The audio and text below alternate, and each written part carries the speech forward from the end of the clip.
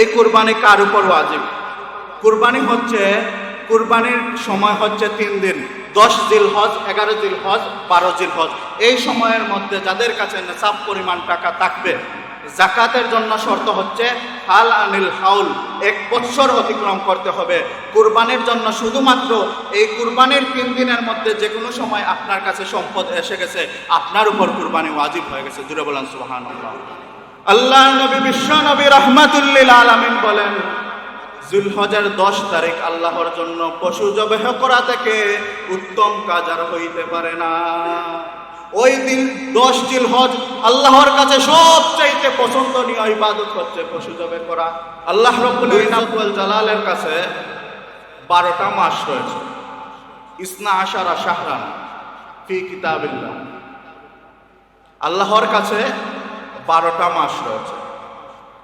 এই 12টা মাসের মধ্যে 4টা মাস হচ্ছে সম্মানিত মাস, আরবাতুন হুরুম। 4টা মাসকে আল্লাহ রাব্বুল আলামিন সম্মানিত মাস হিসাবে উল্লেখ করেছেন। এই 4 মাস হচ্ছে যুলকায়দা, যুলহিজ্জা, মুহররম, রজব। এই 4টা মাসকে আল্লাহ রাব্বুল আলামিন সম্মানিত ঘোষণা করেছেন। অতীতে আলোচনা করেছি হজের মাস হচ্ছে 3টা, আল হজ্জু আশহুরুম মা'লুমাত। হজের মাস হচ্ছে 3টা, শাওয়াল, যুলকায়দা, যুলহিজ্জা। তো এই যে হজের 4 মাস, এখানের মধ্যে হজের 3 মাস, এখানের মধ্যে যুলকায়দা আছে, যুলহিজ্জা আছে, আবার আরবাতুল হুরুম সম্মানিত 4 মাসের মধ্যে যুলকায়দা আছে, যুলহিজ্জা আছে। তাহলে আল্লাহর কাছে মাসের সংখ্যা হচ্ছে ইসনা আশারা শাহরান, 12টি মাস। এর মধ্যে সম্মানিত মাস হচ্ছে আরবাতুল হুরুম, 4টি মাস। এই 4টি মাসের মধ্যেও অধিক সম্মানী মাস হচ্ছে যুলহিজ্জা, যেই মাসটা আমাদের একদম নিকটবর্তী। এই মাসের মধ্যেও 10 দিন আল্লাহর কাছে আরো অধিক পছন্দনীয়। তাহলে আমরা একদম সংক্ষেপে চলে আসলাম। আল্লাহর কাছে মাস 12টা, ইসনা আশারা শাহরান, এর মধ্যে আরবাতুল হুরুম 4টা সম্মানিত মাস, এর মধ্যে যুলহজ মাস আরো সম্মানিত মাস, এর মধ্যে 10 দিন আরো সম্মানিত মাস। এজন্য আল্লাহ রাব্বুল আলামিন কুরআনুল কারীমের মধ্যে ওয়াল ফাজর ওয়া লায়ালিন আশর, আল্লাহ রাব্বুল আলামিন বলেন ফজরের শপথ, ওয়া লায়ালিন আশর 10 দিনের শপথ। আল্লাহ রাব্বুল আলামিন কুরআনুল কারীমে আমরা যে প্রত্যেক দিন 5 ওয়াক্ত নামাজ আদায় করি, এই 5 ওয়াক্ত নামাজের মধ্যে 2টা নামের কথা স্পেশালি ভাবে উল্লেখ করেছেন। 2টা নামাজের কথা শপথ করে আল্লাহ রাব্বুল আলামিন বলেছেন, ওয়াল আসর, আসরের শপথ, ওয়াল ফাজর, ফজরের শপথ। হাদিসের মধ্যে যদি আমরা যাই, বিশ্বনবী সাইয়্যিদনা মুহাম্মদুর রাসূলুল্লাহ সাল্লাল্লাহু আলাইহি ওয়াসাল্লাম বলেন, মান সাল্লাল বারদাইন দাখালাল জান্নাহ। সুবহানাল্লাহ। এই 2টা সালাতের কথা স্পেশালি বলেছেন। যেই ব্যক্তি ঠান্ডাদায়ক সময়ের 2 নামাজের হেফাজত করবে, 2 নামাজ আদায় করবে, আল্লাহ রাসূল বলতেছেন দাখালাল জান্নাহ, সে জান্নাতের মধ্যে পৌঁছবে। এটা হচ্ছে আসরের নামাজ। এই সময় সূর্যটা অস্ত যাওয়ার কাছাকাছি চলে যায়, সূর্যের তাপ কমে যায়, একটু ঠান্ডা ভাব আসে। আর ফজরের নামাজ স্পেশালি ভাবে রাসূল সাল্লাল্লাহু আলাইহি সাল্লাম বলেছেন। ঠিক তেমনি ভাবে আল্লাহ রাব্বুল আলামিন কুরআনেও শপথ করেছেন, আসরের শপথ, ফজরের শপথ। এরপরে আল্লাহ রাব্বুল আলামিন যেটা বলেন ওয়া লায়ালিন আশর, 10 দিবসের শপথ। এই যে 10 দিন, এই 10 দিনের শপথ করে আল্লাহ রাব্বুল আলামিন বিশ্ববাসীকে জানাইয়া দিলেন এই 10টা দিন হচ্ছে স্পেশালি সম্মানিত দিন। এই দিনে যদি কেউ নেক আমল করে তাহলে আল্লাহর নিকটবর্তী হয়ে যাবে। ওয়াশ-শাফঈ ওয়াল ওয়াতর। এরপরে আল্লাহ রাব্বুল আলামিন বললেন জুর এবং বেজুর দিবসের শপথ। এই যে জুর এবং বেজুর দিবস বললেন, এটাও এই দশকের মধ্যে। বেজুর দিবস কোনটি? যে 9 তারিখ, এটা তো বেজুর। 9 তারিখ পৃথিবীর সমস্ত মানুষ মিলে হজ আদায় করেন, আরাফার ময়দানে অবস্থান করেন। এটা হচ্ছে হজের ফরজ। এজন্য হজে গিয়ে কেউ যদি অসুস্থ হয়ে যান তাহলে ওনাকে অ্যাম্বুলেন্সে করেও আরাফার ময়দানে নিয়ে যাওয়া হয়। আপনি হজের মধ্যে গেলেন, সকল কার্যক্রম করলেন, কিন্তু 9 জিলহজ আপনি আরাফার ময়দানে গেলেন না, আপনার সারা হজ শেষ। আপনি যদি ওয়াজিব ছেড়ে দেন, আপনি দম দিলে, কুরবানি দিলে আপনার হজ হয়ে যাবে, কিন্তু আরাফার ময়দানে আপনি উপস্থিত হন নাই, আপনার হজই হয়। এই দিন মাসাবাতাল লিন্নাসি ওয়া আমনা, সারা পৃথিবীর মানুষের সম্মিলন কেন্দ্র। এই যে আরাফার ময়দানে অবস্থান করা, এটা 9 তারিখ হয়ে থাকে। এজন্য আল্লাহ রাব্বুল আলামিন বললেন ওয়াশ-শাফঈ ওয়াল ওয়াতর, জোর এবং বেজোর দিবসের শপথ। তাহলে জোর দিন কোনটা? 10ম তারিখ। এই দিন কি করা হয়? এই দিন কুরবানি করা হয়। জোরে বলেন সুবহানাল্লাহ। আমার ভাইয়েরা, গভীর মনোযোগ। আল্লাহ রাব্বুল ইজ্জত ওয়াল জালাল কুরবানির যে হুকুম মানুষকে দিয়েছেন, এটা শুধু উম্মতে মুহাম্মাদীকে দেন নাই। এই কুরবানির হুকুম সাইয়্যিদিনা ইব্রাহিম আলাইহিস সালামকে দিয়ে শুরু করেছেন, এমনটাও বিষয় না। আল্লাহ রাব্বুল আলামিন যখন পৃথিবী সৃষ্টি করেছেন, আল্লাহ রাব্বুল আলামিন পৃথিবীর সূচনা লগ্ন থেকে কুরবানির বিধান দিয়ে দিয়েছেন। জুড়ে বলেন সুবহানাল্লাহ। এই কুরবানি আল্লাহ রাব্বুল আলামিন যখন পৃথিবী শুরু করলেন, তখন থেকেই আল্লাহ তাআলা কুরবানির বিধান দিয়ে দিয়েছেন। যে কোথায় আছে এটা? আল্লাহ রাব্বুল আলামিন সূরা মায়েদার 27 নম্বর আয়াতের মধ্যে বলতেছেন, ওয়াতলু আলাইহিম নাবা বানাই আদম। হে নবী সাল্লাল্লাহু আলাইহি ওয়াসাল্লাম, আপনি আদম আলাইহিস সালাম ওনার সন্তানদেরকে যে কুরবানির কথা বলেছেন, এটা আপনি সুন্দর করে বর্ণনা করেন। তাহলে আল্লাহ রাব্বুল আলামিন আদম আলাইহিস সালামের সময় যে কুরবানি সূচনা হয়েছিল, এটা কুরআনুল কারীমের মধ্যে বলে দিয়েছেন। এখন আসুন, কুরবানি কাকে বলা হয়? কুরবানি শব্দের কয়েকটা পরিভাষা রয়েছে। যেমন আমরা অনেকেই বলি কুরবানির ঈদ। কুরবানির ঈদ, এই কুরবানি শব্দ দ্বারাই বলি। আবার হাদিসের মধ্যে পাওয়া যায় ইয়াউমুল আযহা, আজহার ঈদ, যেটার বহু বচন আবার উযহিয়া। আবার কুরআনের মধ্যেও পাওয়া যায় নাহার, ফাসাল্লি লিরাব্বিকা ওয়ানহার। তাহলে ইয়াউমুন নাহার, ঈদের দিনকে ইয়াউমুন নাহারও বলা হয়। আবার আমরা ছোট থাকতে অনেক সময় শুনতাম যে বড় ঈদ। কেউ কেউ বলতেন যে রমজানের ঈদ হচ্ছে ছোট ঈদ, আর কুরবানির ঈদ হচ্ছে বড় ঈদ। আসলে হাদিসের মধ্যে এভাবে বড় ছোট ঈদ বোঝানো হয় নাই। হাদিসের মধ্যে কুরবানি শব্দ আসছে, ইয়াউমুল উযহিয়া আসছে, ইয়াউমুন নাহার, এই শব্দগুলো হাদিসের মধ্যে আসছে। তো পরে আমার মাথায় আসলো যে বড় ঈদ কেন বলা হয়, এর কয়েকটাও কারণ হতে পারে। যেমন ঈদুল ফিতর হচ্ছে একদিনের মধ্যে সীমাবদ্ধ। আপনি শুধু শাওয়াল মাসের 1 তারিখে ঈদুল ফিতর হয়, কিন্তু ঈদুল আযহা এটা 3 দিন ব্যাপী হয়। 10 জিলহজ কুরবানি করা, এটা ঈদুল আযহা। কেউ যদি 10 জিলহজ পারেন নাই, 11 জিলহজ করেন, কুরবানি হয়ে যাবে। 12 জিলহজ করেন, কুরবানি হয়ে যাবে। কিন্তু 10 জিলহজ হচ্ছে সব থেকে উত্তম। এরপরে আরো কিছু কারণ রয়েছে। আমরা ঈদ আসলে একটা তাকবীর করি, আল্লাহু আকবার, আল্লাহু আকবার, লা ইলাহা ইল্লাল্লাহু আল্লাহু আকবার, আল্লাহু আকবার, ওয়ালিল্লাহিল হামদ। এটা আমরা ঈদুল ফিতরে একদিন পড়ি এবং আমরা আস্তে আস্তে পড়ি, এটা সুন্নাহ।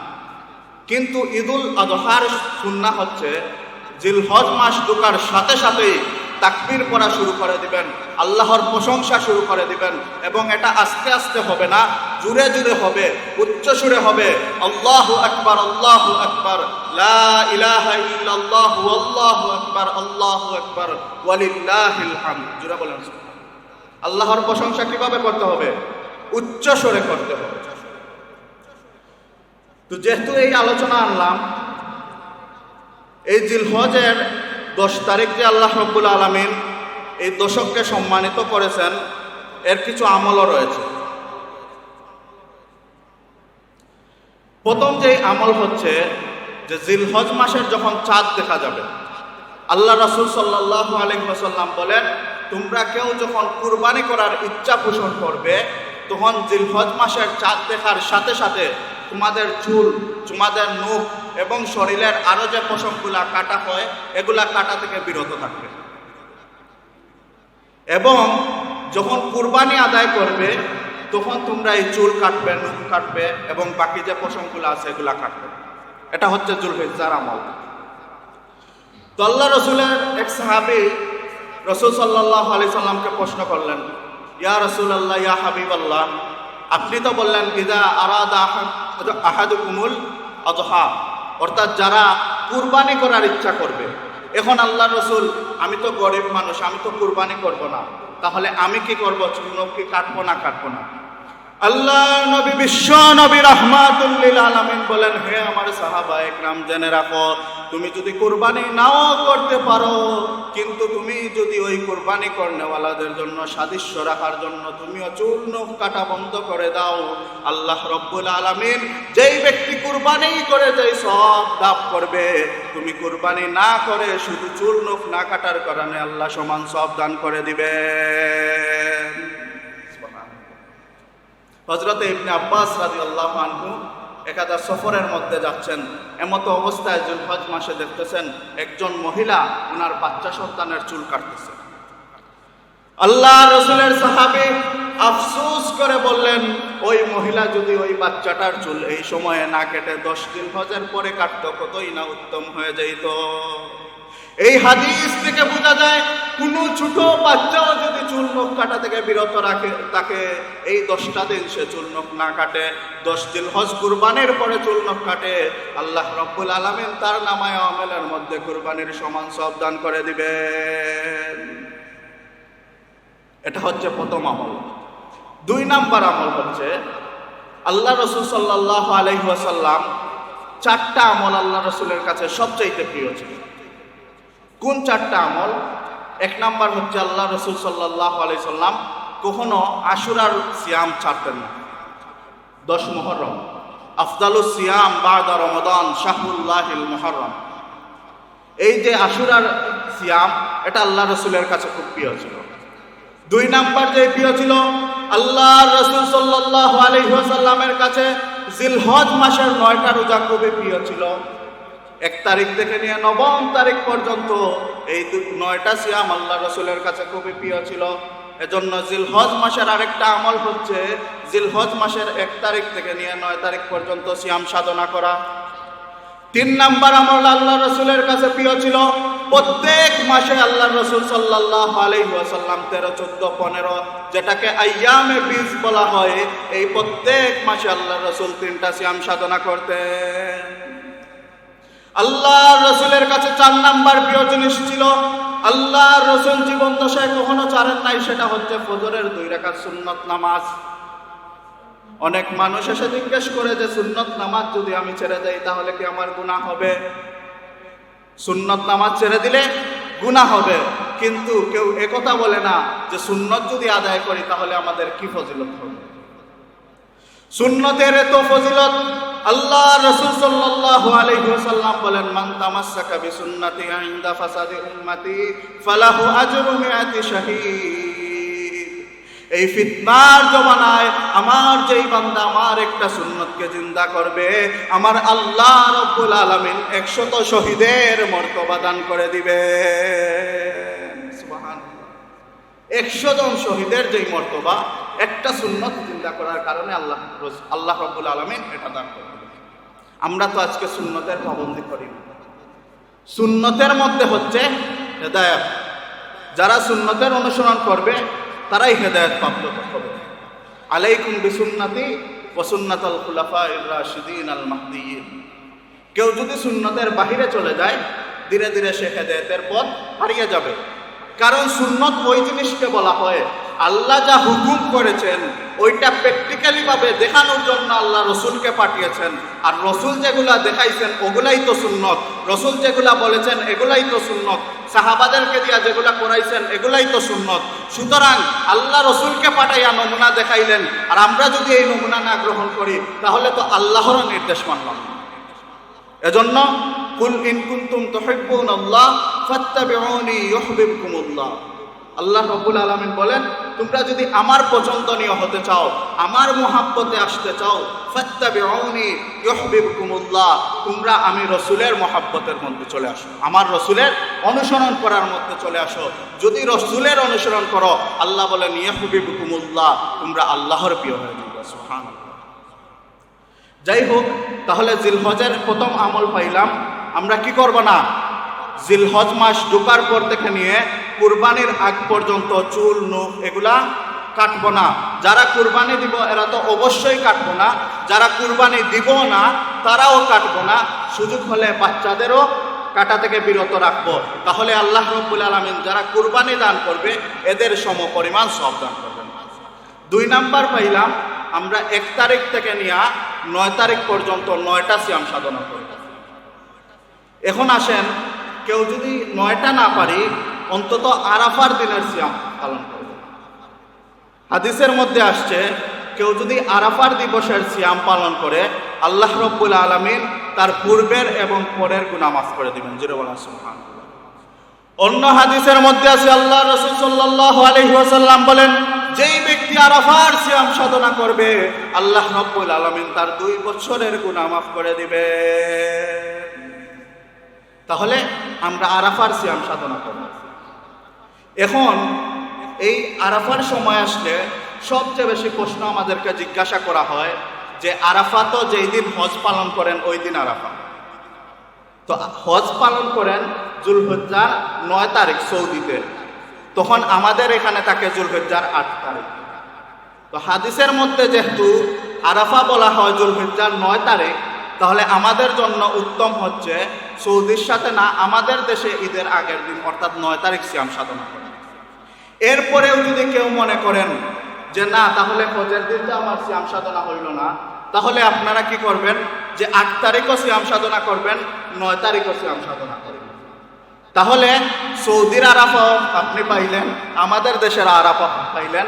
আবার রসুল যে বলছেন 9টা রোজা রাখা, এই 9টা থেকে 2টার উপর আমল করবে। তাহলে 2টা যদি রোজা রাখা হয় তাহলে যে সন্দেহ আছে এটাও থাকলো না, আপনি ডবল সওয়াবও পাইলেন, আপনার আমলও করল। 3 নাম্বার যে আমল, এই জুলহজ মাস আসার পরে বেশি বেশি আল্লাহর প্রশংসা করা, বেশি বেশি আল্লাহর জিকির করা। কারণ আমি আলোচনার শুরুতেই বলছি যে আল্লাহর কাছে 12টা মাস, এর মধ্যে আল্লাহ রাব্বুল আলামিন 4 মাসকে সম্মানিত করছেন। এই 4 মাসের মধ্যে আল্লাহ জিলহজ মাসকে আরো সম্মানিত করছেন। এর মধ্যে আল্লাহ রাব্বুল আলামিন ওয়ালায়ালিন আশর 10 দিনকে আরো সম্মানিত করে দিয়েছেন।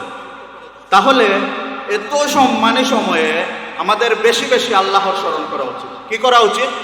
বেশি বেশি আল্লাহর স্মরণ করা উচিত। এবং এই 10 দিনের শেষে গিয়ে যেহেতু আমাদের একটা বিশাল ইবাদত আছে, যেমন যারা হজে যাবেন ওনাদের হজ আছে, যারা হজে যাবেন না ওনাদের কুরবানি আছে। তো হজ এবং কুরবানি এই উভয়টা ইবাদতের উদ্দেশ্য হচ্ছে তাকওয়াবান হওয়া, মুহসিনিন হওয়া। তো এই তাকওয়া তো আপনি শুধু 10 তারিখ আসলো আর আপনি একটা পশু জবাই করে দিলেন আর আপনি খুব বড় মুত্তাকি হয়ে যাবেন, বিষয়টা তো এমন না। একটা তো প্রিপারেশনের বিষয় আছে। এই প্রিপারেশনের জন্য, প্রস্তুতির জন্য খুব বেশি বেশি আল্লাহর জিকির করা। 4 নাম্বার যে ইবাদত হচ্ছে গুনাহ থেকে বেঁচে থাকা। যেহেতু সম্মানী সময় এবং এই সময়ের শেষে গিয়ে আমরা মুহসিনিন হব, মুত্তাকি হব, সুতরাং আমরা যদি গুনাহ করতে থাকি তাহলে গুনাহ করে করে তো আর মুত্তাকি হওয়া যায় না।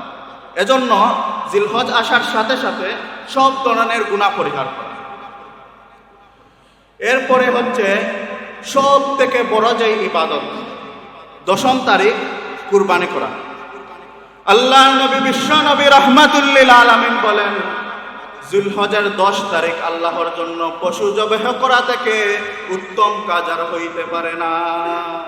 ওই দিন 10 জিলহজ আল্লাহর কাছে সবচাইতে পছন্দনীয় ইবাদত হচ্ছে পশু জবাহ করা।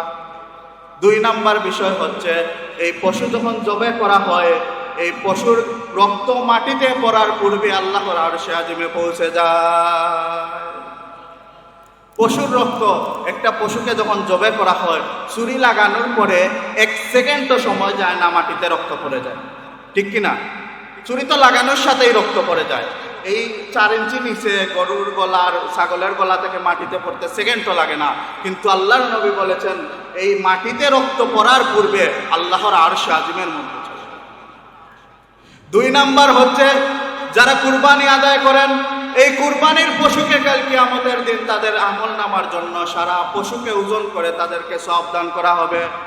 আল্লাহর নবী বিশ্ব নবী রাহমাতুল লিল আলামিন বলেন, যারা পশু কুরবানি করে ওই কুরবানির পশুর গায়ে যতটা পশম রয়েছে আল্লাহ রব্বুল আলামিন ওই পশম সম পরিমাণ সওয়াব দান করে দেন। সুবহানাল্লাহ, কত ফজিলতের ইবাদত। তাহলে এই যে কয়েকটা কথা বললাম, এই কথাগুলোর উদ্দেশ্য হচ্ছে যেহেতু আমাদের কাছে 2 দিন পরে এই জিলহজ মাস চলে আসবে, এই জিলহজ মাসের শুরু থেকেই আমরা কুরবানির জন্য এবং এই জিলহজের যেই আমলগুলো আছে এগুলা করার জন্য প্রস্তুতি নিব তো ইনশাআল্লাহ। কুরবানিটা শুরু হয়েছিল, আমি আমার আয়াতের মধ্যে বলেছিলাম অতলু আলাইহিম নাবা বানাই আদম, যে আল্লাহ রসুলকে বলা হচ্ছে যে হে আল্লাহ রসুল, আপনি আদম আলাইহিস সালামের উনার ছেলেদেরকে যে কুরবানির নির্দেশ দিয়েছিলেন এটা বর্ণনা করুন। আমার বাইরে গভীর মনোযোগ। আল্লাহ রব্বুল আলামিন পৃথিবীর মধ্যে সর্বপ্রথম মানুষ সৃষ্টি করলেন সাইয়্যিদিনা আদম আলাইহিস সালাম। এই আদম আলাইহিস সালামকে সৃষ্টি করার পরে আল্লাহ রব্বুল আলামিন আদম আলাইহিস সালামের সঙ্গী হিসাবে সাইয়্যিদাতুনা হাওয়া আলাইহিস সালামকে সৃষ্টি করলেন। জোরে বলেন সুবহানাল্লাহ।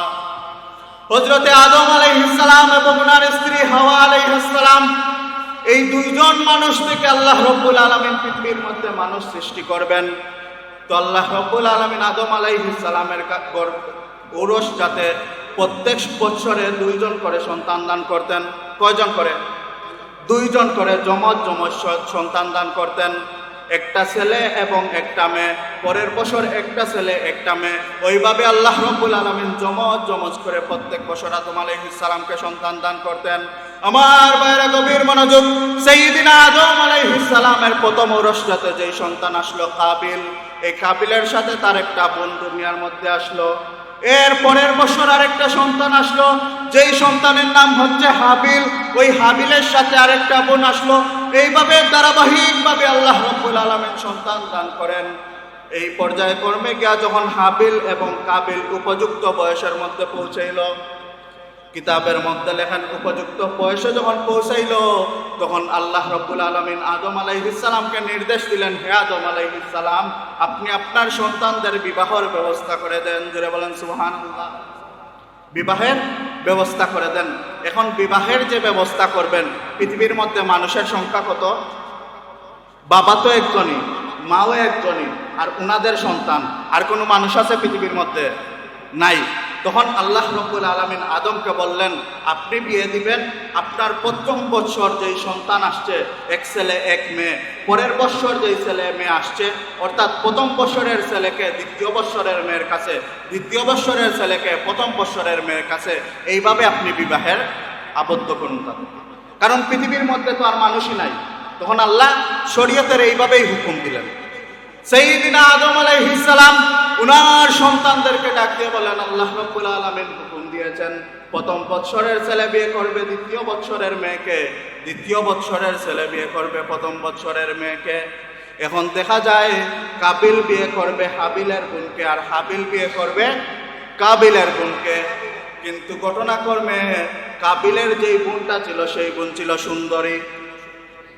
কি ছিল? সুন্দরী। তাফসীরের কিতাবের মধ্যে ওই বোনের নাম লেখেন আকলিমা। এখন হযরতে আদম আলাইহিস সালাম যখন প্রস্তাব দিলেন দ্বিতীয় বৎসরের ছেলে অর্থাৎ হাবিল বিয়ে করবে আকলিমাকে, তখন কাবিল বলে না, এটা হতে পারে না। কারণ হাবিলের যে বোন ছিল সে তুলনামূলক সুন্দরী কম ছিল। সুতরাং আমার বোন সুন্দরী, সেটা কেন হাবিল বিয়ে করবে?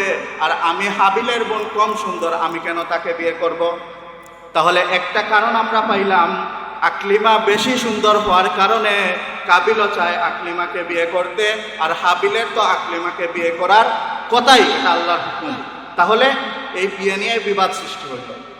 2 নাম্বার কারণ, এটাও কিতাবের মধ্যে লেখছেন কিন্তু এটা নির্ভরযোগ্যতা কম। তারপরে যেহেতু কিতাবে লেখছেন আপনাদেরকে বলি যে আদম আলাইহিস সালাম, হাওয়া আলাইহিস সালাম প্রথমে তো জান্নাতে ছিলেন। এবং কাবিল এবং তার বোনের জন্ম জান্নাতে হয়েছে। এখন কাবিলের কথা হচ্ছে যে আমার বোন তো জান্নাতে জন্ম হয়েছে, আর হাবিলের বোন তো দুনিয়ার মধ্যে জন্ম হয়েছে, তাহলে আমি তো আমার জান্নাতের বোনকে বিয়ে করব, দুনিয়ায় যে বোন জন্ম হয়েছে আমি এটাকে কেন বিয়ে করব? তাহলে এই দুইটা কারণ পাইলাম। এর মধ্যে সঠিক কথা হচ্ছে যে কাবিলের বোন আকলিমা সুন্দর ছিল, হাবিলের বোন সুন্দর কম ছিল, এজন্য হাবিলও চায় আকলিমাকে বিয়ে করবে যেটা নিয়ম, কাবিলও চায় আকলিমাকে বিয়ে করবে যেটা শরিয়ার কি না, নিয়ম না। এখন আদম আলাইহিস সালাম উনি আল্লাহর পয়গাম্বর, উনি যেই কথা বলছেন এটা তো আর নিজ থেকে বলে নাই, আল্লাহ রব্বুল আলামিন উনাকে জানাইছেন আপনি এই সিস্টেমে বিবাহের ব্যবস্থা করুন, উনিও এই সিস্টেমে বলছেন, উনি তো উনার মন গড়া ভাবে বলেন নাই। যখন কাবিল এটাকে রিজেক্ট করে দিল, অস্বীকার করলো, আমি হাবিলের বোনকে বিয়ে করব না, আমি আমার বোন আকলিমাকে বিয়ে করব, আদম আলাইহিস সালাম আল্লাহকে বললেন যে আমি তো একটা সমস্যার মধ্যে পড়ে গেছি। আল্লাহ রব্বুল আলামিন এখানের মধ্যে চাইলে তো সরাসরি সমাধান দিতে পারতেন, কিন্তু আল্লাহ এমন একটা ব্যবস্থা বললেন যেই ব্যবস্থার কারণে কাবিল যাতে তার পিতাকে দোষী না সাব্যস্ত না করতে পারে, তার পিতাকে কোনো অপবাদ না দিতে পারে, ছেলেদের মধ্যে বৈষম্য সৃষ্টি করছেন এই কথা না বলতে পারে, এজন্য আল্লাহ রব্বুল আলামিন আদমকে বললেন, হে আদম তুমি তোমার সন্তানদেরকে কুরবানি করার কথা বলো। জোরে বলেন সুবহানাল্লাহ। আল্লাহ রব্বুল আলামিন সাইয়্যিদিনা আদম আলাইহিস সালামকে ডাক দিয়ে বলেন, হে আদম তুমি তোমার সন্তানদেরকে কুরবানি করার ব্যবস্থা করো, তোমার সন্তানদেরকে বলো তারা যেন তাদের প্রিয় বস্তু কুরবানি করে দেয়, যার কুরবানি আল্লাহর কাছে কবুল হয়ে যাবে ওই ব্যক্তি আকলিমাকে বিয়ে করবে। অর্থাৎ হাবিলের কুরবানি যদি কবুল হয়ে যায় তাহলে হাবিল আকলিমাকে বিয়ে করবে, আর কাবিলের কুরবানি যদি কবুল হয়ে যায় তাহলে কাবিল আকলিমাকে বিয়ে করবে। আল্লাহ রব্বুল আলামিন সুন্দর সমাধান দিয়ে দিলেন, যেই কথা আল্লাহ রব্বুল আলামিন সূরা মায়েদার 27 নম্বর আয়াতের মধ্যে বলছেন, ইয ক্বাররাবা কুরবানান ফাতাকুব্বিলা মিন আহাদিহিমা। আল্লাহ রব্বুল আলামিন এরপরে ঘোষণা দিয়ে দিলেন কুরবানি কয়জনের কবুল হইল? ফাতাকুব্বিলা মিন আহাদিহিমা, একজনের কুরবানি কবুল হয়ে গেল, ওয়ালাম ইউতাকাব্বাল মিনাল আখার, এবং একজনের কুরবানি কি হইল না, কবুল হইল না। এখন আসুন কিভাবে কে কুরবানি করলো? আল্লাহ রব্বুল আলামিন কুরবানির কথা যখন বলেন, আমরা যদি সাইয়্যিদিনা ইব্রাহিম আলাইহিস সালামের সময়ও যাই, আল্লাহ রব্বুল আলামিন ইব্রাহিম আলাইহিস সালামকে উনার ছেলেকে কুরবানি করুন বা পশুকে কুরবানি করুন এইভাবে উল্লেখ করে আল্লাহ রব্বুল আলামিন বলেন নাই। আল্লাহ রব্বুল আলামিন বলছেন সবচাইতে প্রিয় বস্তু কুরবানি করার জন্য। কি করার জন্য? সবচাইতে প্রিয় বস্তু কুরবানি করার জন্য। ঠিক তেমনি ভাবে কুরবানির যখন সূচনা সাইয়্যিদিনা আদম আলাইহিস সালামের মাধ্যমে আল্লাহ জানাইলেন, হাবিলও কুরবানি করবে, কাবিলও কুরবানি করবে।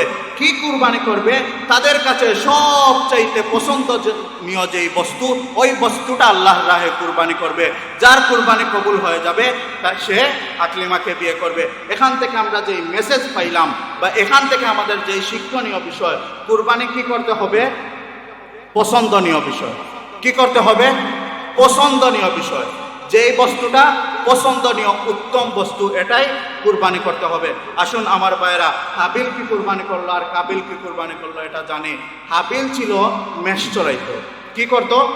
মেষ চড়াইতো, ছাগল বকরি ওইগুলা রাখতো। হাবিল আল্লাহর যেহেতু হুকুম এবং মূল থেকেও হাবিল কিসের মধ্যে আছে? সঠিক পথের মধ্যে আছে। সে তো যেটা আল্লাহর হুকুম সেটাই মানতেছে, কাবিল মানতেছে না। হাবিল যেহেতু মানতেছে, হাবিল সঠিক পথের মধ্যেই ছিল এবং তার মধ্যে যেহেতু তাকওয়া রয়েছে, সে তার মেষগুলার মধ্যে থেকে সবচাইতে উত্তম যেই মেষ, সবচাইতে সুন্দর যেই মেষ, ওইটা আল্লাহর রাস্তায় কুরবানি করে। সুবহানাল্লাহ। কাবিল কি করলো? কাবিলের মনের মধ্যে তো প্রথমেই সমস্যা, আল্লাহ হুকুম করছেন, সে রিজেক্ট করছে। এখন আল্লাহ আবার কুরবানির জন্য বললেন। এখন আদম আলাইহিস সালামের সময় কুরবানির নিয়ম ছিল যেই বস্তু কুরবানি করবে ওইটা পাহাড়ের মধ্যে রেখে আসবে। আল্লাহ রব্বুল আলামিন আকাশ থেকে একটা আগ্নি পাঠাবেন, ওই আগ্নি এসে ওই কুরবানির বস্তুকে গ্রাস করে নিয়ে যাবে।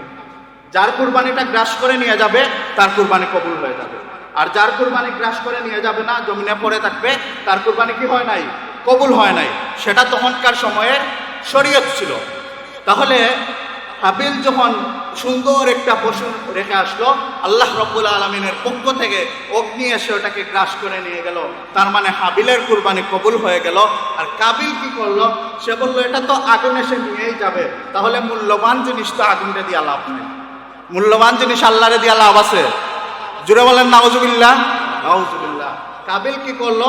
তার বাগানের কিছু শস্যা ছিল, কিছু ফসলাদি ছিল, ওইগুলার মধ্যে দেখবেন যেগুলা পচা হয়ে যায়, পচে যাবে, সে ওইগুলা পাহাড়ের মধ্যে রেখে আসলো। সুতরাং তার যখন তাকওয়া ঠিক নাই, মনের মধ্যে ঠিক নাই, তার কুরবানিও কি হইল না? কবুল হইল না। আমার আল্লাহ রাব্বুল আলামিন বলেন ওলাম ইউতাকাব্বাল মিনাল আখার, দ্বিতীয় জনের কুরবানি কি হয় নাই? কবুল হয় নাই। যখন কবুল হয় নাই, যখন মানুষের তাকওয়া থাকে না এবং মানুষ সঠিক নিয়মে বিজয়ী হতে পারে না, তখন মানুষ অন্যায়ের পথ বেছে নেয়, যেটা আমরা শুরু থেকেই জানতে পারি। আল্লাহ রাব্বুল আলামিন বলেন, কাবিল বলল ক্বালা লা আকতুলান্নাক, সে হাবিলকে বলল, হে হাবিল, আমি তোমাকে হত্যা করব। জুড়ে বলেন নাউজুবিল্লাহ। প্রথমে আল্লাহর হুকুম অবাধ্য হলো, দ্বিতীয় কুরবানির মধ্যে তাকওয়ার পরিচয় দিতে পারে নাই, তৃতীয় যখন কুরবানি কবুল হইল না, তখন বলল আমি তোমাকে হত্যা করব। তখন হাবিল উঠে এমন একটা মেসেজ দিল, তুমি আমাকে হত্যা করে ফেলো। পরের আয়াতে আল্লাহ বলতেছেন, তুমি যদি আমাকে হত্যার জন্য তুমি হাতকে প্রসারিত করো, আমি তোমাকে হত্যার জন্য হাত প্রসারিত করব না। ইন্নী আখাফুল্লাহু রাব্বুল আলামিন, আমি সারা পৃথিবীর মালিক আল্লাহ রাব্বুল আলামিনকে ভয় করি। হাবিল যখন মনে করলো আমাকে হত্যা করা হয়ে যাবে, আমি মারাই যাব, সারা পৃথিবীর মানুষের জন্য আমি একটা মেসেজ রাখতে চাই, সারা পৃথিবীর মানুষকে আমি একটা শিক্ষা দিয়ে যেতে চাই, সারা পৃথিবীর মানুষের কাছে আমি একটা ওয়াজ করে যেতে চাই। আল্লাহ রাব্বুল আলামিন যেটা কুরআনুল কারীমের মধ্যে উল্লেখ করেছেন, ইন্নামা ইয়াতাকাব্বালুল্লাহু মিনাল মুত্তাকিন। জুড়ে বলেন সুবহানাল্লাহ। হাবিল বলে দিল, নিশ্চয়ই আল্লাহ রাব্বুল আলামিন যারা মুত্তাকি হবে তাদের কুরবানি কবুল করে নেবেন। জুড়ে বলেন সুবহানাল্লাহ। হাবিল বলল, তুমি আমাকে মেরে ফেলবা, মেরে ফেলা সমস্যা নাই, কিন্তু আমি এটার প্রতিবাদও করব না, তোমাকে মারার জন্য আমি হাত প্রসারিত করব না। কিন্তু হে আমার ভাই, তুমিও জেনে রাখো, কুরবানি শক্তি দিয়ে কবুল হয় না, কুরবানি প্রেশার কাটিয়ে কবুল হয় না, কুরবানি টাকা বেশির কারণে কবুল হয় না। কুরবানি কবুল হওয়ার জন্য আল্লাহ রাব্বুল আলামিন যেই জিনিসটা দেখেন সেটা হচ্ছে তাকওয়া। জুড়ে বলেন সুবহানাল্লাহ। এজন্য আমি অনেক জায়গায় দৃষ্টান্ত দিয়ে থাকি, একজন লোক 20 লক্ষ টাকা দিয়ে কুরবানির পশু ক্রয় করেছে। ওই 20 লক্ষ টাকা দিয়ে যে কুরবানির পশু ক্রয় করেছে, এটা তার বাসায় পর্যন্ত নেয়ার জন্য যাতায়াত খরচ, এখানের মধ্যে আরো 20,000 টাকা খরচ আছে। ওই পশুটা কাটার জন্য লোক ভাড়া করে, ওইখানে আরো 20,000 টাকা খরচ আছে। কিন্তু একজন লোক মাত্র 10,000 টাকা দিয়ে একটা ছাগল কিনে কুরবানি দিছে। যেই ছাগলটা বাসায় আনার জন্য 100 টাকা লাগে নাই, সে নিজে নিজে ধরে ধরে বাসার মধ্যে নিয়ে আসছে। ওইটা কাটার জন্য লোক ভাড়া করে আনতে হয় নাই, সে নিজে নিজে কুরবানি করে দিছে। কিন্তু তার কুরবানিটা তার তাকওয়া থেকে ছিল। সে যখন কুরবানি করে, তখন তার দিলের মধ্যে আসছে এটা আল্লাহর খলিল ইব্রাহিম আলাইহিস সালাম কুরবানি করেছেন, এটা মহান আল্লাহর বিধান। এই কুরবানি আল্লাহ রাব্বুল আলামিন ইব্রাহিম আলাইহিস সালাম ওনার সন্তানকে করতে চাইছিলেন। আল্লাহ যদি এই হুকুম দিয়া দিতেন, তাহলে পৃথিবীর মধ্যে তো আমরা থাকতাম না, প্রত্যেক বাবা তার সন্তানকে কুরবানি করতে হইতো। আল্লাহ রাব্বুল আলামিন ইহসান করেছেন, এত বড় ত্যাগের পরীক্ষা ইব্রাহিম আলাইহিস সালাম ইহসান উত্তীর্ণ হয়েছেন। আমরা তো ত্যাগের পরীক্ষা দিতে পারি না। হে আল্লাহ, তোমার সন্তুষ্টির জন্য আমি খালিস নিয়তে তাকওয়ার সাথে একটা ছাগল কুরবানি করলাম। আল্লাহর কাছে ওই 20 লক্ষ টাকার পশুর চাইতে ওই ছাগলের কুরবানি উত্তম হয়ে যাইতে পারে।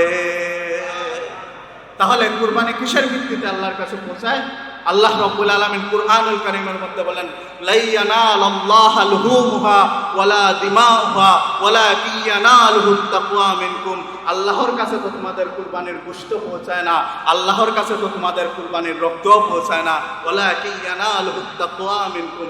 আল্লাহ তো তোমাদের দেখেন অন্তর, আল্লাহ তো তোমাদের দিল দেখেন, আল্লাহ তো তোমার কলিজা দেখেন, আল্লাহ তো তোমার মন দেখেন। আল্লাহ দেখেন আমার বান্দা কি জন্য কুরবানি করতেছে, আমার বান্দা কি মানুষকে দেখানোর জন্য কুরবানি করতেছে। আল্লাহ দেখেন আমার বান্দা কি কুরবানি করতেছে, মানুষ বলবে ও 5 লক্ষ টাকা দিয়ে কুরবানি করছে। আল্লাহ দেখেন তার দিলের মধ্যে আছে যে বড় একটা পশু কুরবানি দেই, তাহলে কুরবানির পরে আমার ছেলের বিয়েও রাখলাম, এই কুরবানির পশু দিয়ে বিয়েও খাওয়াইলাম, এটা অন্তরে আছে কিনা আল্লাহ এটা দেখেন। আবার আল্লাহ এটাও দেখেন সে কুরবানি কি তাকওয়ার জন্য করতেছে, সে কুরবানি কি মিল্লাত আবিকুম ইব্রাহিম, ইব্রাহিমের সুন্নাত হিসাবে করতেছে। এটাই আল্লাহ রাব্বুল আলামিন দেখেন। এজন্য এই কুরবানির শুরুতেই যে মেসেজ, এটা হাবিলের কথা আল্লাহ কুরআনের মধ্যে উল্লেখ করলেন। কার কুরবানি কবুল হয়? ইন্নামা ইয়াতাকাব্বালুল্লাহু মিনাল মুত্তাকিন। আল্লাহ রাব্বুল আলামিন মুত্তাকিনদের কুরবানি কবুল করে নেন। জুড়ে বলেন সুবহানাল্লাহ। আমার ভাইরা, এই কুরবানি কার উপর ওয়াজিব? সংক্ষেপে চলে আসি, এই কুরবানি কার উপর ওয়াজিব? কুরবানি হচ্ছে, কুরবানির সময় হচ্ছে 3 দিন, 10 জিলহজ, 11 জিলহজ, 12 জিলহজ। এই সময়ের মধ্যে যাদের কাছে নেসাব পরিমাণ টাকা থাকবে, জাকাতের জন্য শর্ত হচ্ছে হাল আনিল হাউল, 1 বছর অতিক্রম করতে হবে। কুরবানির জন্য শুধুমাত্র এই কুরবানির 3 দিনের মধ্যে যে কোনো সময় আপনার কাছে সম্পদ এসে গেছে, আপনার উপর কুরবানি ওয়াজিব হয়ে গেছে। জুড়ে বলেন সুবহানাল্লাহ। এখন আমাদের সমাজের মধ্যে দেখা যায় কুরবানির ক্ষেত্রে অনেকে ফ্যামিলির মধ্যে কুরবানি করা হয়, পরিবারের সদস্য আছেন 10 জন 20 জন, একত্রিত যৌথ ফ্যামিলি, এবং অনেকেই সামর্থ্যবান, কিন্তু কুরবানি করা হয় একটা। এটা হবে না। যাদের সামর্থ্য আছে প্রত্যেকের কুরবানি আদায় করতে হবে। এখন কুরবানি কার নামে করা হবে? আমাদের সমাজের মধ্যে ভ্রান্ত ধারণা হচ্ছে অমুকের নামে কুরবানি, আব্দুর রহমানের নামে কুরবানি, আব্দুর রহমানের বাবার নামে কুরবানি, আব্দুর রহমানের মায়ের নামে কুরবানি। আমার ভাইয়ের গভীর মনোযোগ, আল্লাহ রাব্বুল আলামিন বলেন কোনো মানুষের নামে কুরবানি হয় না, কোনো মানুষের পিতার নামেও হয় না, দাদার নামেও হয় না। কোনো মানুষের নামে যদি কুরবানি করা হয়, এটা কুরবানি হওয়া তো দূরের কথা, ওই পশুর গোশত খাওয়াও হারাম হয়ে যাবে। কুরবানি হবে একমাত্র আল্লাহর নামে। কার নামে? একমাত্র আল্লাহর নামে। কুরবানি আল্লাহর নামে করতে হয়, আল্লাহর নাম ছাড়া আর কারো নামে কুরবানি করা যায় না। কিন্তু এটা বলা হবে ওই রকম অমুকের পক্ষ থেকে, আব্দুর রহমানের পক্ষ থেকে কুরবানি আল্লাহর নামে জবে করা হচ্ছে, এইভাবে কুরবানি করতে হবে। আব্দুর রহমানের বাবার পক্ষ থেকে, আব্দুর রহমানের মার পক্ষ থেকে, আব্দুর রহমানের দাদার পক্ষ থেকে, এটা স্পষ্টভাবে উল্লেখ করবেন। অনেকে হুজুর বলেন, হুজুর আমার নামে কুরবানিটা করে দেন, আমার বাবার নামে কুরবানিটা করে দেন। এইভাবে যদি কুরবানি বলে থাকেন, তাহলে কুরবানি তো গেলই গেল, গোশত যেটা খাইলেন এটাও হারাম খাইলেন। কারণ যে কোনো বস্তু যেটা আল্লাহর নাম ছাড়া কারো নামে উৎসর্গ করা হয়, সেটা কি হয়ে যায়? হারাম হয়ে যায়। সুতরাং খুবই সতর্কতার সাথে নাম হবে অমুকের, অমুকের পক্ষ থেকে হবে, অমুকের পক্ষ থেকে হবে, অর্থাৎ তার উপর কুরবানি ওয়াজিব, তার পক্ষ থেকে ওয়াজিব আদায় করা হচ্ছে, মহান আল্লাহর নামে কি করা হবে? কুরবানি করা হবে। আমার ভাইয়েরা, এবার আসুন, এই যে কুরবানি আমরা আদায় করব, কুরবানির বড় যে পশুগুলো আছে যেমন গরু, মহিষ, এগুলার মধ্যে 7টা নাম দেয়া যায়, অর্থাৎ 7 জনের পক্ষ থেকে আদায় করা যায়। কয়জনের পক্ষ থেকে? 7 জনের পক্ষ থেকে আদায় করা যায়। অনেকে বলেন যে আমার মৃত মা বাবার নাম কি কুরবানির মধ্যে ঢুকানো যাবে, অর্থাৎ তাদের পক্ষ থেকে দেয়া যাবে। হ্যাঁ, তাদের পক্ষ থেকে আপনি চাইলে কুরবানি আদায় করতে পারবেন, কিন্তু এটা নফল হবে, কারণ মৃত ব্যক্তির উপর কুরবানি ওয়াজিব না। কিন্তু কুরবানিও যেহেতু এক প্রকার সাদাকা, সুতরাং সাদাকার মধ্যে আপনি সওয়াবের অংশীদারি করতে পারবেন।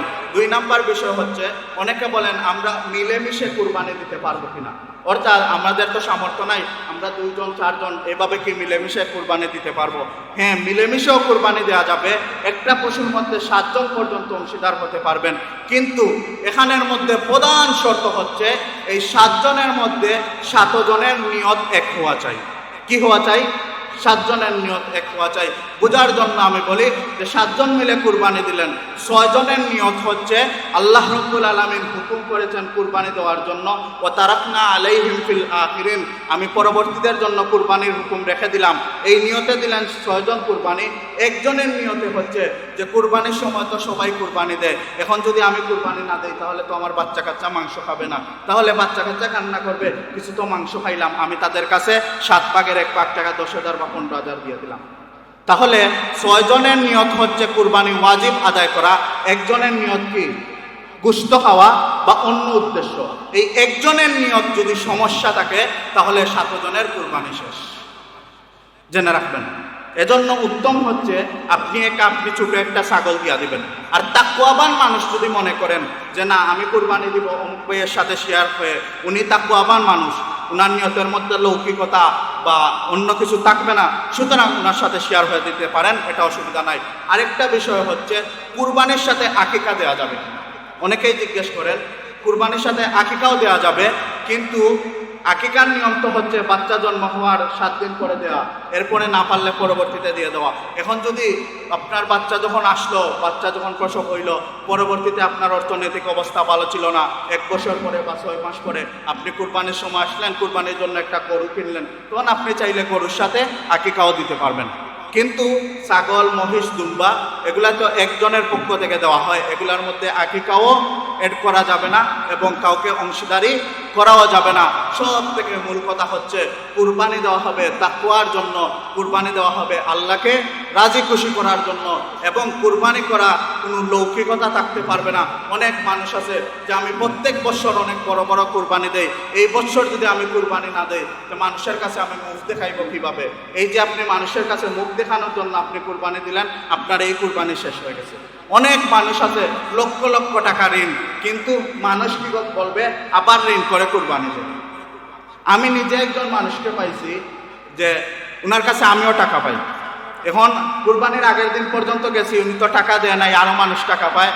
তো কুরবানির দিন আমি গেলাম যে কিছু মাংস দিয়ে আসি, যেহেতু ঋণগ্রস্ত মানুষ কুরবানি দেয় নাই।